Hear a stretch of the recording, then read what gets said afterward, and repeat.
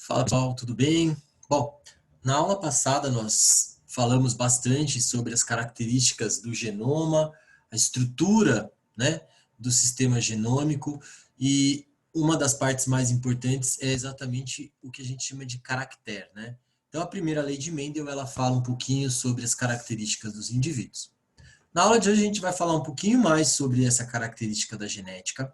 Eu vou um pouco mais devagar nesse assunto, porque ele é um assunto bastante complexo e que depende que vocês tenham bastante atenção em relação a isso, tá? Então, o sistema genômico ou sistema de genética, o que a gente chama de genética humana, ele é dado por uma série de características que são extremamente importantes e a sua representação também é bastante importante, tá? Então, a maturidade sexual ela só é atingida após mais de uma década de nascimento do indivíduo. Cada indivíduo tem um número relativamente pequeno de descendentes, então isso tem muito, principalmente agora, né? Nesse período mais moderno, pega aí quando eu era criança, e aí vou pegar da minha família para explicar um pouquinho sobre árvore genealógica. A minha avó paterna, ela teve 10 filhos, a minha avó materna, ela teve 2, minha mãe, meu pai tiveram 3, no caso eu e minhas 2 irmãs, e minha irmã mais velha tem 1 e eu tenho uma menina. E não pretendo ter mais filhos. Então, essa é uma característica que vem se alterando ao longo do tempo. Existem, inclusive, casais de amigos meus, da minha idade, que nem filho querem ter. Então, essa é uma mudança importante na estrutura da genética, tá? Bom, e uma coisa legal da gente estudar é exatamente como funciona a árvore genealógica, tá? Então, a nossa primeira parte, a gente sempre considera a linha 1, a geração, né, dos nossos avós, a linha 2 representa o que a gente chama de segunda geração, que seriam nossos pais, e a 3, que seria a nossa geração, ou seja, nós somos os filhos. E aqui algumas representações importantes, como sexo masculino. Por recomendação, o PRO prefere que a representação de homem seja um quadrado e a representação de mulher seja um círculo, tá? Gêmeos idênticos partem do mesmo heredograma, do mesmo ponto, porque eles são idênticos, homens e mulheres, tá? Gêmeos idênticos, ou os dois são homens ou os dois são mulheres, não tem outra alternativa. Já gêmeos fraternos, eles são diferentes, partem do mesmo ponto, porém, eu posso ter 2 homens, 2 mulheres, ou um homem e uma mulher. Ou ainda uma mulher e um homem. Outra característica importante é a manifestação de doenças, que normalmente é achurado, que a gente fala, que o quadradinho ou o círculo está pintado. Isso também é uma representação relativa, porque, por exemplo, em alguns casos, se a pessoa tiver mais de uma doença, tá? Que pode acontecer, esse quadradinho é dividido, tá? Ele pode ser dividido em anomalia. Por exemplo, um lado colorido, o outro tracejado para indicar uma determinada doença. Cruzamento normal de um casal e um cruzamento chamado de consanguíneo, ou seja, entre parentes, que é muito comum principalmente em estados mais distantes, áreas rurais, onde o primo casa com a prima, principalmente primos de primos irmãos que a gente fala, né? Primos distantes você já vai afastando um pouco essas duas linhas aqui de consanguinidade, tá? E como que funciona a montagem do heredograma, né? Primeira coisa que a gente tem sempre que buscar, né? Então, aqui você observa os indivíduos que apresentam um problema na geração da família, tá? Por exemplo, o albinismo. O albinismo é representado sempre pelo recessivo, tá? Então, toda vez que for a representação do recessivo, a gente vai discutir isso um pouco mais, você coloca como as duas letras, né? Porque ele é homozigoto, ele só se manifesta em homozigose. Pro, como é que eu identifico o recessivo? Pais iguais, normais, tá vendo? Filho diferente. O diferente é recessivo. Então, indivíduos de pigmentação normal não tem nada pintado e indivíduos albinos estão pintados. Significa que 1, 2, 2, 1 e 3, 2 são albinos, ok? Então, essa é uma característica extremamente importante. E aí entra aquela segunda parte, né? Que é buscar a dominância. Então, pela dominância, pais iguais, filho diferente, o diferente é recessivo. Um detalhe, galera, nem sempre ser recessivo é ser sinônimo de ter doença, tá? Isso também é uma coisa bastante importante que vocês saibam. E aí, a partir daí, você começa a descrever os indivíduos. Todos os indivíduos que são brancos, que estão em branco aqui, tá? Você vai colocar azão, por quê? Porque são normais. E os indivíduos em preto, você coloca que são azinho, azinho. E lembrando que a primeira lei indica que sempre vem um gameta do pai e um gameta da mãe. Então, esses pais, por exemplo, carregam com eles o gene para albinismo. Então, eles são heterozigotos, ok? Então, a gente vai discutir bastante isso em relação à nossa aula de Zoom. Então, observando, ó, pais iguais, heterozigotos, tiveram um filho albino. E aí entram algumas características de caráter dominante e recessivo. Lóbulo da orelha, por exemplo, solto, tá? É manifestação dominante. Preso, manifestação recessiva. Presença de sardas, a ausência dela é dominante, presença é recessivo. Albinismo, ausência dominante, presença recessivo. Polidactilia, presença dominante, ausência recessiva. Olha que curioso, ter a mão normal é recessivo. Miopia é recessiva, visão normal é dominante. Então, existem várias características. Então, vamos trabalhar um pouquinho alguns exercícios para a gente discutir sobre essas características. Então, ó, a forma do lóbulo da orelha solto ou preso é determinado por um par de alelos. Então, um par de alelos é um par de genes. Analisando o heredograma, mostra a herança dessas características na família. Então, ó, quem tem lobo solto está pintado. Quem tem lobo preso não está pintado.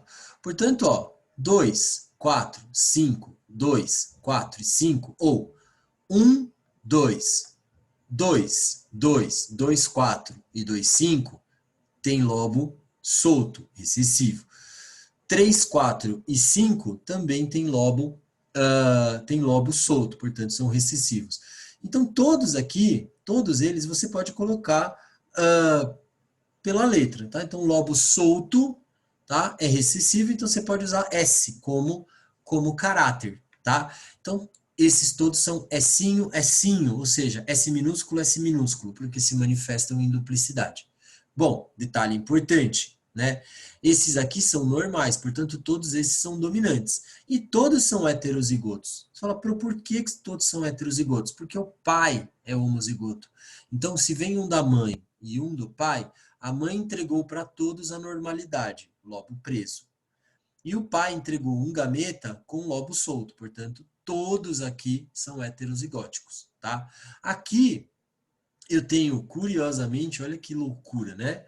Se observar aqui, esses indivíduos, tá? Ele fala, a manifestação do lóbulo da orelha, assinalada em símbolos escuros, é determinado por um alelo dominante, tá? Ou recessivo. Então, lembra que eu falei para vocês, pais iguais, filho diferente, o diferente é recessivo, tá? Então, essa é uma característica. E voltando aqui para a tabela, a gente pode até, ó, manifestação dominante é solto, manifestação recessiva é preso. Então, quem tem lobo preso? Dominante, ó, de novo, tá aqui a resposta, ó. Dominante é solto, preso é recessivo. Então, observando aqui, ó, pais iguais, tá? Que é o lobo solto, tá? Filho diferente, tá? Então, essa é uma característica bastante importante. Portanto, essa manifestação é recessiva ou dominante? Então, vamos lá, de novo, voltando aqui, ó. Quem tem solto é dominante. Quem tem preso é recessivo. Então, quem tem solto é dominante. Quem tem preso é recessivo. Então, a característica lobo, né, que ele pergunta, é determinada. A manifestação do lobo da orelha é solto. É recessiva ou dominante? Ela é dominante, tá? Então, ela é um caráter dominante. Como eu sei? Pais iguais, filho diferente, o diferente é recessivo, tá? Então, essa é uma pergunta bastante legal. Aí ele fala, indique os indivíduos que são seguramente. Então, presta atenção. Quando ele fala seguramente, é aqueles que você tem certeza que são heterozigotos, ou homozigoto dominantes, ou homozigoto recessivos. Então, vamos lá. Esses todos aqui, ó, tem característica azinho, azinho. Então, todos são azinho, azinho aqui. Então, todos são homozigotos recessivos, ok? Esses aqui, no caso, você não consegue determinar. Então, eles são azão alguma coisa, porque você não tem uma certeza absoluta, se eles são homozigoto dominantes ou se são heterozigotos. Esses aqui são todos heterozigóticos, tá? Então, todos esses aqui, ó, eles são azinho, azinho. Esse aqui, muito provavelmente é homozigoto dominante. Por quê? Porque todos seus filhos são dominantes, ok? São recessivos, aliás, né? Então, esse aqui, ó, ele é homozigoto recessivo. E esse aqui, ó, é heterozigoto. Por quê, Pro? Porque todos aqui são recessivos, então ele carrega. Esse aqui, ele tem um filho que é recessivo. Então, ele é azinho, azinho, esse também é azinho, azinho, e esse aqui? Esse com certeza é heterozigoto. Por quê? Porque ele doou um gameta para esse filho, e esse gameta é recessivo, então ele é heterozigoto, tá? Então, homozigoto dominante, com certeza a gente não tem nenhum, ok? Tá? Então, esse exercício depois a gente monta junto em aula de Zoom. Aí ele fala, uma doença causada por um alelo recessivo provoca a degeneração do sistema nervoso, foi descoberta entre habitantes da localidade de Serrinha, no Rio Grande do Norte. A síndrome chamada SPON, que é a sigla para Spastic Paraplegia Optic Arthrology and Neuropathy, né? Afeta indivíduos brancos de ascendência portuguesa ou holandesa, originários da cidade de Serrana. A maioria ainda mora em sua terra natal e todos descendem de casais aparentados, ou seja, uniões consanguíneas. O que é um casamento consanguíneo? Ele é um casamento entre parentes de sangue, primos, irmãos, tios, tio e primo. Então, ele é um casamento entre parentes. Por que esse tipo de casamento aumenta em muito o número de casos da síndrome? Porque faz com que o gene para a doença circule mais entre esses indivíduos. Como podemos explicar o fato de que a doença se manifesta em alguns filhos do casal e em outros não? Porque provavelmente eu tenho indivíduos que são heterozigóticos, ou seja, indivíduos que têm a anomalia e indivíduos que não têm a anomalia, ok? Então essa também é uma característica bastante importante. Qual é o genótipo de pais saudáveis de crianças portadores? Heterozigotos. Eles são azinho, ok? Porque é uma doença recessiva. Então, eles são azinho, ok? Então, depois na aula, não esquece de você anotar isso no seu caderno. Aqui nós temos, ó, mais uma análise familiar. Todo mundo bonitinho e um afetado aqui, ó, pais iguais, filho diferente. O diferente é recessivo. A doença é recessiva. Por quê, Pro? Porque ela só atingiu um indivíduo. Pais iguais, filho diferente. O diferente é recessivo. Em que diferem os indivíduos 3,1 e 3,2? Então vamos lá procurar os indivíduos 3,1 e 3,2. Eles são gêmeos idênticos. Aliás, gêmeos fraternos, né? Eles são gêmeos fraternos, tá? Eles são formados por óvulos e espermatozoides diferentes. Aí ele pergunta, qual é a probabilidade do casal 1 e 2, da linha 2, ter um filho homozigoto dominante? Essa vai ficar para a nossa próxima aula, tá? Por quê? Para a gente poder entender. Ele fala o casal 2,1 e 2,2.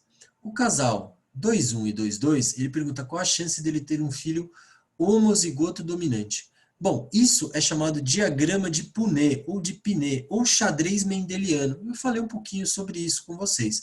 Mostra a probabilidade entre os cruzamentos. Aparece lá no início do nosso capítulo, falando exatamente sobre os cruzamentos mendelianos. Mas eu já posso adiantar para vocês que a chance dele ter um filho homozigoto dominante é de 25%, ok? Beleza? Então essa é uma característica muito, muito, muito importante, tá? Que é a presença de um organismo. E aqui ele fala, né? No heredograma, os indivíduos afetados por determinada anomalia, afetados por uma anomalia genética, estão representados com os escuros.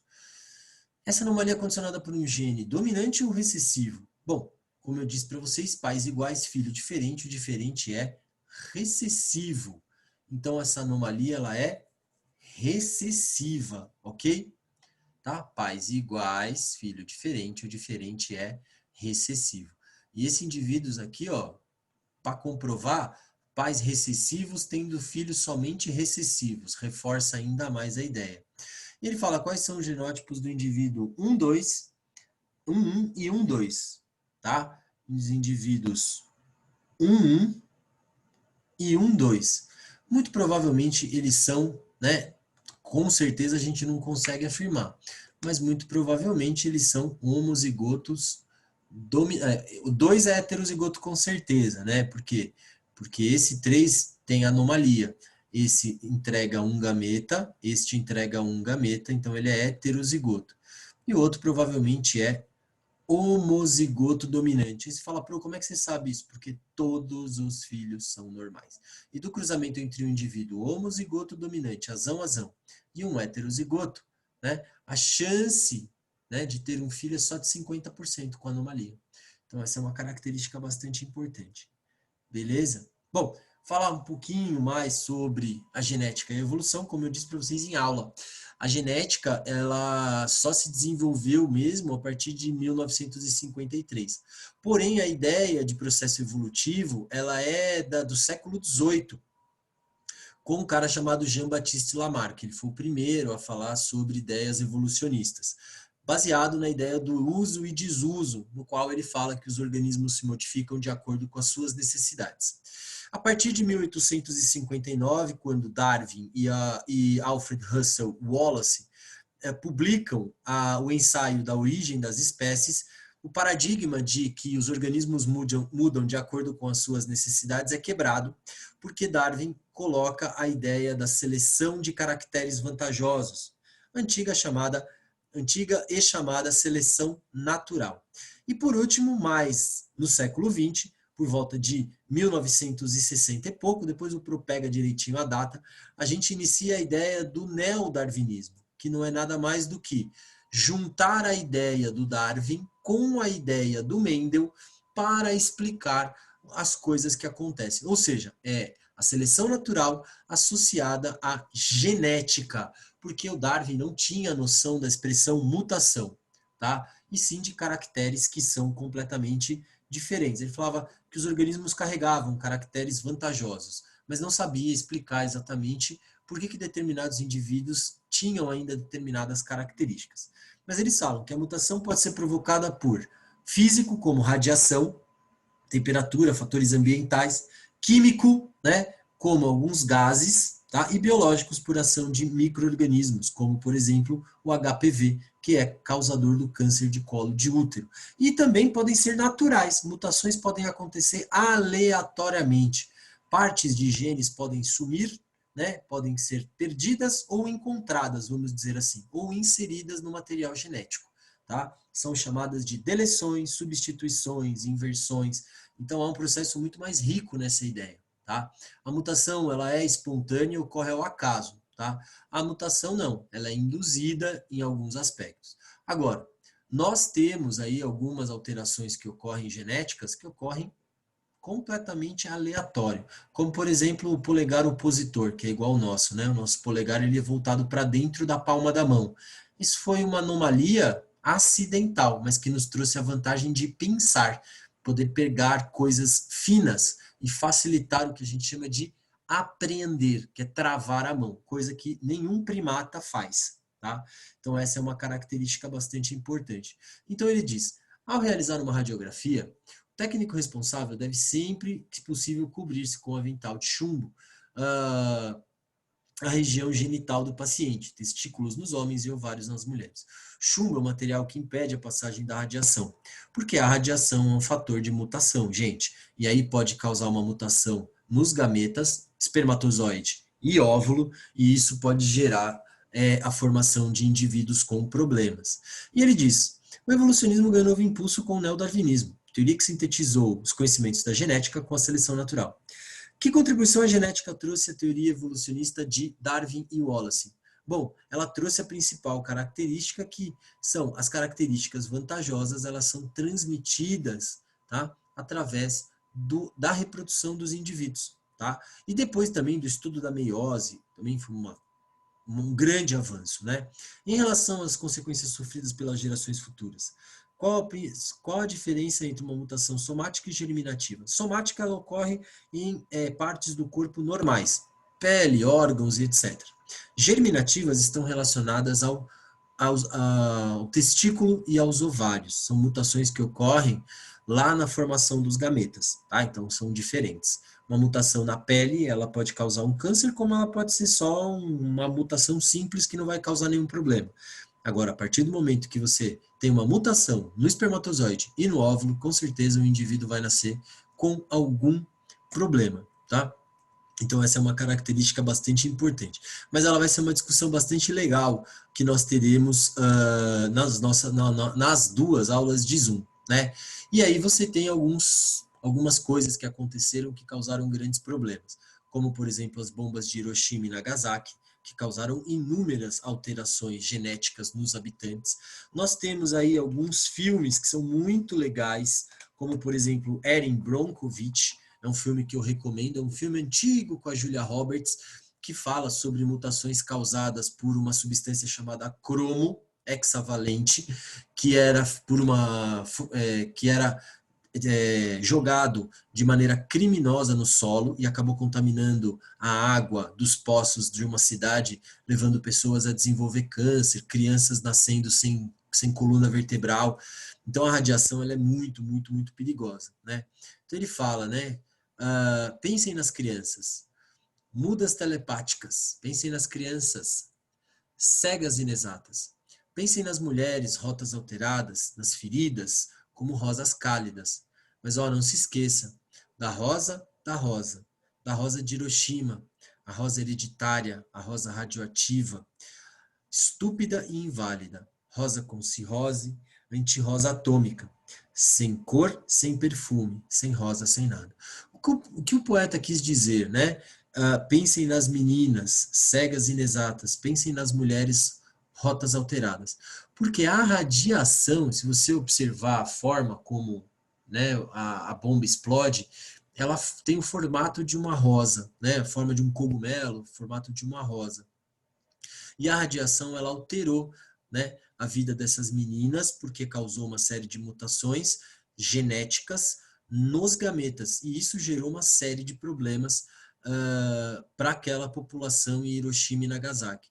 Que tipo de mutação é causada pela radiação emitida por uma bomba nuclear? Ela destrói as células do corpo, gente. Como é um átomo muito pesado, ele entra no nosso corpo destruindo nossos núcleos, né, deixando as nossas células sem operação. E isso causa uma série de transtornos ao nosso corpo. Então, foi um filme muito triste, né, da história do mundo, final da Segunda Guerra Mundial, ok? Bom, o Sessão Extra a gente vai fazer na nossa aula de Zoom, que aí eu vou pedir para que vocês façam esses exercícios no caderno comigo, né, durante a nossa primeira aula de Zoom. Fechou? Então, qualquer dúvida, óbvio, a gente vai discutindo nas nossas duas aulas de Zoom nessa semana, mas, de forma geral, é isso. Muito legal essa parte da genética, é bastante difícil, e vocês vão ter que prestar bastante atenção nas nossas aulas de Zoom, porque depois o Pro coloca lá um exercício, alguns exercícios, uma tarefa de casa um pouco diferente para vocês desenvolverem nessa semana, tá bom? Galera, super beijo, até a próxima aula.